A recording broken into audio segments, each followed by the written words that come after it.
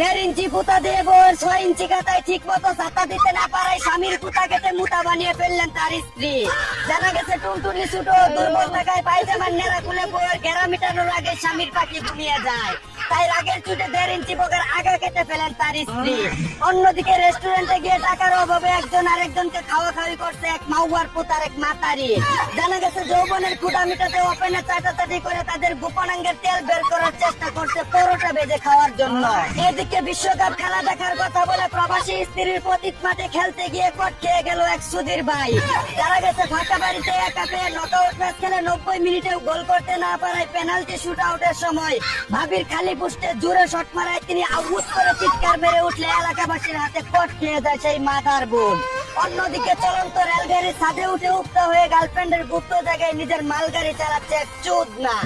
এদিকে রাস্তা দিয়ে হাঁটার সময় পাহাড়ে পাহাড়ে ধংঘর্ষ হয়, চুল টানাটানি ও খামসাখামসি করে একজন আরেকজনের ছিঁড়ে ফেলছে দুই ভুস্কি মাতারি। অন্যদিকে ভিক্ষা দেওয়া টাইমে গোল করে জাপানকে হারিয়ে হেক্সা মিশন পূর্ণ করলো বাপদাদার আমলের ট্রফি নিয়ে বড়াই করা ব্রাজিল। এদিকে পেনাল্টি শুট আউটে প্যারাগুয়ের সাথে হেরে বিশ্বকাপ থেকে বিদায় নিল আর্জেন্টিনার বাপ জার্মানি। যে পেনাল্টিতে ছেলেদের ভাদ্র মাস, সেই পেনাল্টিতেই বাবাদের সর্বনাশ। অন্যদিকে মেসিকে একদিনের জন্য কাছে ফেলে চেটে পুটে খেয়ে ছেড়ে দিতে চায় বলে জানিয়েছে বাংলাদেশের এক শেষকি মাতারি।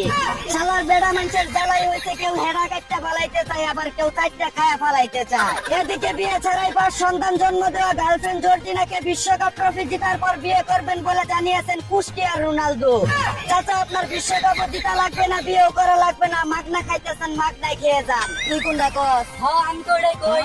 অন্যদিকে বিয়েতে 100 জনের বেশি অতিথি হলে জনপ্রতি 1000 টাকা করে ট্যাক্স দিতে হবে বলে জানিয়েছে অর্থ মন্ত্রণালয়। যারা বিয়ে করছেন তারা তো বাচ্চাই গেছেন, আর যারা বিয়ে না করছেন তাদের গুষ্টি মাইরা দিছে।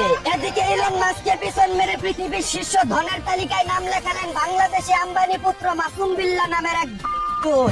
অন্যদিকে বিশ্বে যতই পরিবর্তন আসুক না কেন ইন্ডিয়াকে সবসময় টুপকে মেরে রাখতে চাই বলে জানিয়েছেন চীনের প্রেসিডেন্ট চু জিনপিং। এদিকে দেশের 3,78,00,000 বিড়িখুরদের কথা চিন্তা করে বিড়ির দাম কমানোর জন্য সংসদে প্রস্তাব রাখলেন গায়েশ্বর চন্দ্র রায়। যাক, মানবতা এখনো বেঁচে আছে। এই ছিল দেশে ঘটে যাওয়া সবচেয়ে দুর্বুদুর খবর। চাইনা থেকে আগত মিস্টার চু জিনপিংকে সাথে নিয়ে আমি ছিলাম চিন্তা কর্মজীবর। শুনছিলেন আপনারা আবাইদা টিভির দুঃসংবাদ। এতক্ষণ সাথে থাকার জন্য ধন্যবাদ। ভিডিওটি ভালো লাগলে উড়াধুরা শেয়ার করে দিন। বিনোদনকে বিনোদন হিসাবে দেখুন। ঝাঁকানাকা পেজটি ফলো করে রাখুন।